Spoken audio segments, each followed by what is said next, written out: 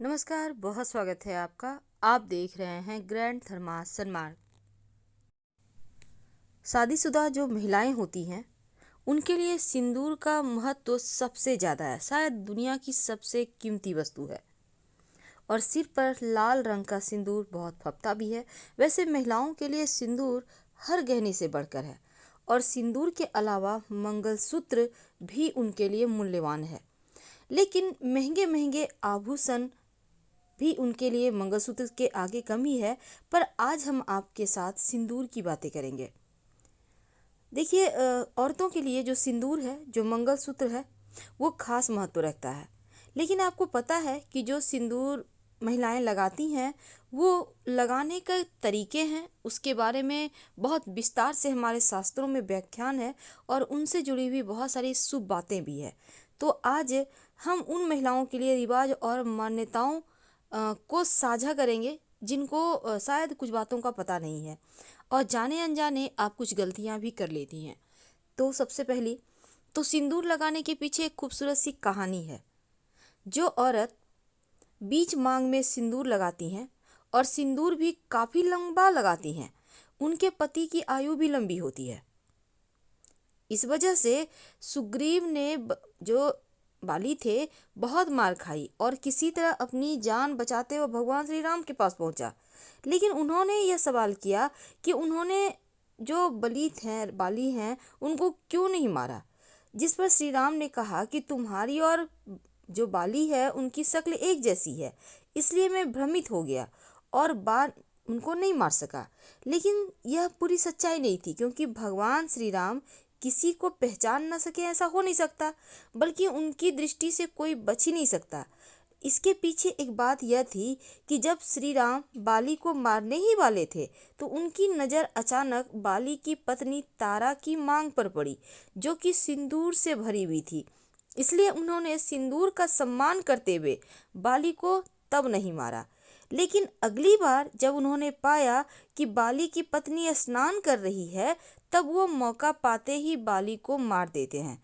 तो ये मान्यता बनी हुई है कि जो पत्नी अपनी मांग में सिंदूर भरती हैं उनके पति की आयु लंबी होती है। लेकिन आप विवाहित हैं, आप शादीशुदा हैं, तो कुछ बातों का ध्यान भी आपको रखना चाहिए। गलतियां कई बार हो जाती है।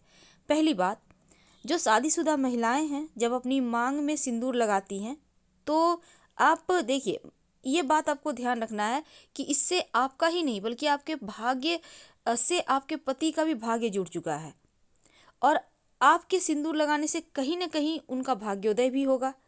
तो सबसे पहली बात ये रखें कि जिस डिब्बी के अंदर आपने सिंदूर रखा है वह डिब्बी टूटी फूटी ना हो, और बिल्कुल साफ सुथरा होना चाहिए। हमेशा साबुत डिब्बी में, यानी कि समूचे डिब्बी में ही सिंदूर रखें, टूटे फूटे डिब्बी से यूज मत कीजिएगा। और महिलाएं भूल कर भी जिस भी डिब्बी से वो सिंदूर रोज लगाती हैं किसी और महिला को ना दे, चाहे वो आपकी बहन, आपकी भाभी, आपकी माँ, आपकी सासू माँ ही क्यों ना हो। आप उस डिब्बी को मत दें, बल्कि आप एक्स्ट्रा डिब्बी अपने पास हमेशा रखें। कोई आता है आपसे सिंदूर लेना चाहता है तो एक डिब्बी एक्स्ट्रा रखें और उसको ही दें, लेकिन जिससे आप मांग भरती हैं अपने सुहाग को किसी अन्य स्त्री के साथ मत बांटिएगा।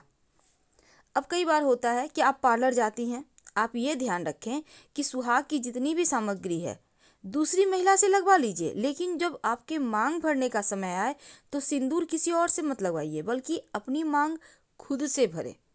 इस बात को हमेशा याद रखिए। महिलाओं को ये भी ध्यान रखना चाहिए कि जब वो मांग में सिंदूर लगाती हैं तो एकदम बीच में लगाएं, बीचों बीच मांग करें और बीच में।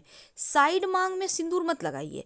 हाँ, आप साइड मांग करके बालों को संवारती हैं, अच्छी बात है, संवारिए, लेकिन सिंदूर को बीच में ही लगाना है, क्योंकि आपके पति की आयु लंबी होती है अगर आप बीच मांग में सिंदूर भरती हैं। और शादीशुदा महिला अपने मांग में सिंदूर इधर उधर लगाए तो पति पत्नी के बीच दूरियां भी बढ़ती है, वो भी इधर उधर होने लगते हैं। वैसे तो मॉडर्न ज़माना है, अपने मांग में सिंदूर तो लगाती हैं लेकिन वो अपने बालों से छिपा लेती हैं, पर आप छिपाइए मत, क्योंकि आप हर महिला को इन चीज़ों से बचना चाहिए। और इसका वजह यह है कि पति के मान सम्मान में हानि होती है अगर आप सिंदूर छिपाती हैं। क्योंकि अभी हमने आपको कहानी सुनाया बाली का, उनकी पत्नी का मांग में सिंदूर चमक रहा था, इसलिए बाली का तेज था। इसलिए आपको भी वैसे ही लगाना चाहिए। और जब आप मांग में सिंदूर लगाती हैं तो उस समय अपना सर को चुन्नी, दुपट्टा या साड़ी के पल्लू रखकर फिर आप मांग भरें। खुले मांग कभी भी सिंदूर मत लगाइए, याद रखिए इन बातों को।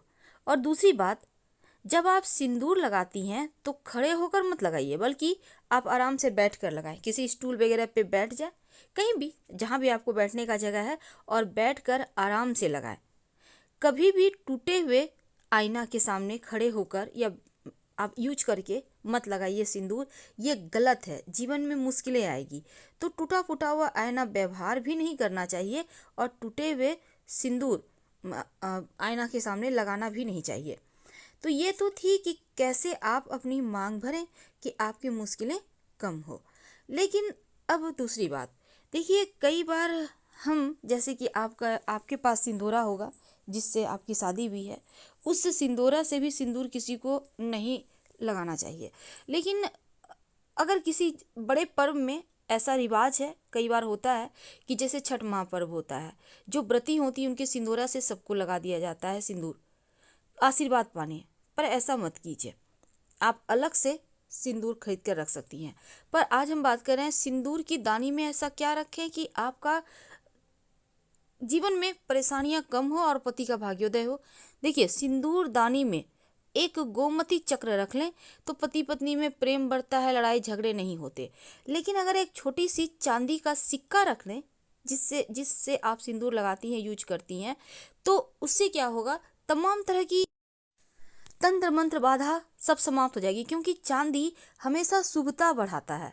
आपने देखा होगा विवाह के समय सिक्के की मदद से ही सिंदूर दिया जाता है, तो उस सिक्के को रहने दें, वो सिक्का आपका भाग्योदय करेगा। धन्यवाद।